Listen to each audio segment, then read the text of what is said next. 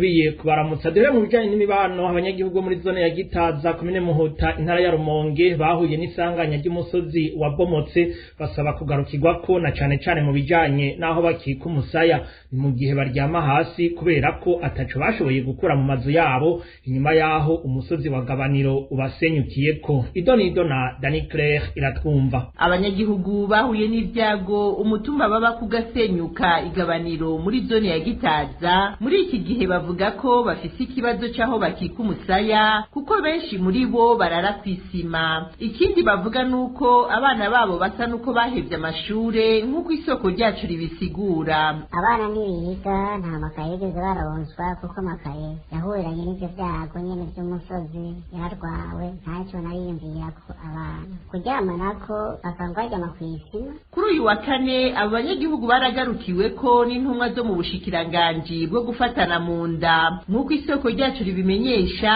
Izo ntumwa zari zaherekejwe n'abaserukiye komine Muhuta aho bamwe ukwabo baje bikoreye agakemanyi babazaniye. Kubaruza niho ryahari abantu bava mu mpinga itandukanye mu mashamba atandukanye muri sosikarite haba hari n'ifungurwa komine yari yatojeje mu masoko. Ivyo byose rero baca bitanga uyu munsi hama abantu nabo bari bavuye i Bujumbura bacatanga n'ibitenge 150 kuri bamwe n'abantu ni kuvuga ko umupfasoni basanga hawe igitenge kimwe. Ivyo bitenge 150 yazize muri komine umupfasoni yari zivuye i Bujumbura bo batanga igitenge gikwiye.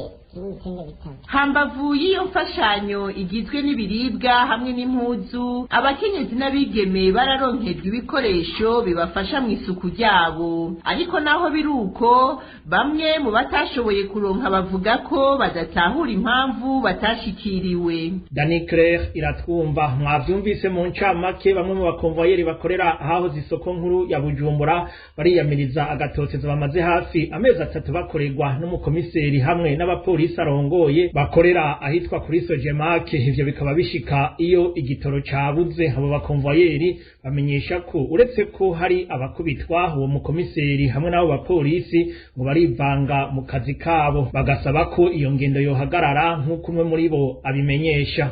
Komiseri Shavina wa Sojemake n'abapolisi biwe barakunze kuduhohotera muri parking cyane cyane mu masaha yo ku mugoroba mu gihe abakiriya bariko barinjira ku ngufu no mu gihe baba bariko bakurungika iyo uja gupakira atagitoro bufise. Rero babanza barabe ico ukuntu bariko baramuhohotera bamuziza kuko nk'udafise igitoro gikwiye ntiyojiwe adashobora gushikana abantu.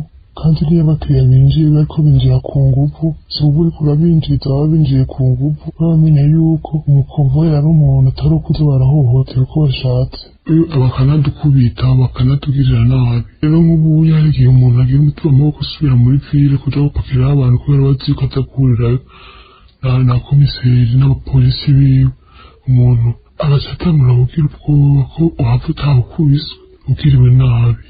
Turashaka kumusaba rero abapolisi biwe nawe bisubireko aho bavyanse bamupakiza mugabo bamenye yuko iyo ariko baramupakiza baraba ko aza gushikana abantu iyo bacu. Bandanize mu yavugwa mu by'ubutungane abanywanyi 6 b'umugambwe CNL baraciriwe urubanza na sentare nkuru ya Ngozi aho 5 muri bo aribo Alexandre Nsabimana, Gasupari Ngendakumana, Isa Irabaruta, Josiane Manirambona na Sivina Manariyo bagiriwe n'icaha cyo kugumuka ku ngingo yafashwe n'umushikiranganje mu vyajejwe harimo intwaro yo hagati mu gihugu hamwe no kugerageza guhungabanya umutekano.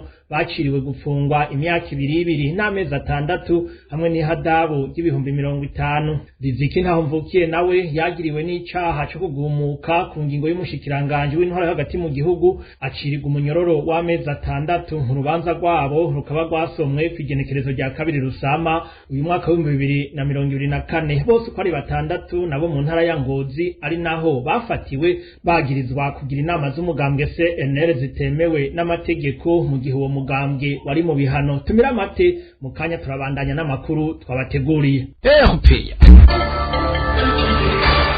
Ikina ry'igitoro cyo mu bwoko bwa essence na mazutu rirabandanya kwibonekeza mu gisagara ca Bujumbura. Ingaruka mbi zikaba zimaze kwibonekeza aho abavyeyi bafise impungenge ku mwimbu abanyeshure bazoronka kuko baja ku mashure bigoranye kubera kubura ingene biyunguruza. Ni inkuru ya Elvis niyo mwongere. haraciye ikiringo c'indwi yose hibonekeza imirongo y'imiduga ku masitasiyo mu gisagara ca Bujumbura mu kwiyunguruza hakoreshejwe amabisi. Ubu bikaba bigoye cyane kuko abiyunguruza batonda imirongo miremire ku bituro bitandukanye, abandi nabo bagashima kugenda n'amaguru iyo batashe bavuye ku mirimo. Abavyeyi bafise impungenge ku mwimbu abanyeshuri bazoronka muri uyu mwaka w'ishure kuko baje ku mashure bigoranye mu kubura ingene biyunguruza. Ingarukamiro nyinshi cyane kuri ivyo, abana baracererwa ku mashuri, hari n'abasiga ku mashuri. Mbega none umwimbu w'abana biga mu gisagara hagati aho bisaba ko iyunguruza n'amabisi umwaka bazoronka umwimbu umeze gute, bazobaha amanota batize. Mu gihe umukuru w'igihugu Evariste Ndayishimiye yiyemereye ko ikibazo c'ikena ry'igitoro agiye kugifata mu minwe, n'ubu abarundi baracarindiriye ko imvugo ija mu ngiro. Elvis niyo mwongere tuve ngaho ku mugwa mukuru w'ubutunzi tuje mu ntara ya Makamba ahavugwa amanyanga na mpinga yanje birangwa mu itangwa ry'ibinyobwa by'ihinguriro Brarudi muri komine ya Nyanzarake. Abadandaza hamwe n'abanyagihugu basanzwe bihereza ivyo binyobwa batunga urutoke ubushinzwe gutanga ibinyobwa vya Brarudi muri iyo komine ko ari wakora intonde z'abaha ivyo binyobwa akabiha abo yishakiye batanazwi mu basanzwe bemewe na Brarudi. Idonido na Eric Niyonzima. Iyo mpinga yanje n'amanyanga arangwa mu itangwa ry'ibinyobwa vya Brarudi muri komine Nyanzarake ikogwa n'ushinzwe gutanga ivyo binyobwa vya Brarudi abikuye muri iryo hinguriro i Bujumbura. Nkuko vyiganwa n'abadandaza ivyo binyobwa muri komine Nyanzarake, ayo manyanga akogwa n'uwitwa Cyprien Nizigama aho yagizwe gutegura intonde z'abahabwa ivyo binyobwa akandika abatabirekuriwe batazwi n'inguriro Brarudi nkuko uyu munyagihugu avyigana. Abanyagihugu n'abadandaza ibinyobwa vya Brarudi muri komine Nyanzarake barazwi n'itangwa ryavyo ukuntu babitanga nabi, cane cane ujejwe gukurikirana abadandaza b'ibinyobwa vya Brarudi umudelegasi ariko Brarudi mu ntara ya Makamba intonde yazigize bafatikanije n'ujejwe kurangura ibinyobwa vya Brarudi muri Brarudi abizana muri mega Nyanzarake Nizigama Cyprien. Intonde bagize ari z'amanyanga bagafata abantu batari no ku rutonde badafise n'uruhusha rwo kudandaza ibinyobwa vya Brarudi, atanga lisansi d'exploitation atariha n'ikori muri obere, abamuhaye ibiturire agafata abakozi akaba aribo yandika aho kwandika bene ububare abandi ntabandike. Iruhande y'ivyo abo banyagihugu bamenyesha ko abo bashinzwe gutanga ivyo binyobwa babiha n'abantu batazwi muri iyo komine, bagasaba ko ababijejwe bahagarika iyo nyifato kuko ahanini ikogwa hakoreshejwe ugufumbatisha abo bashinzwe gutanga ivyo binyobwa. Hari abasanga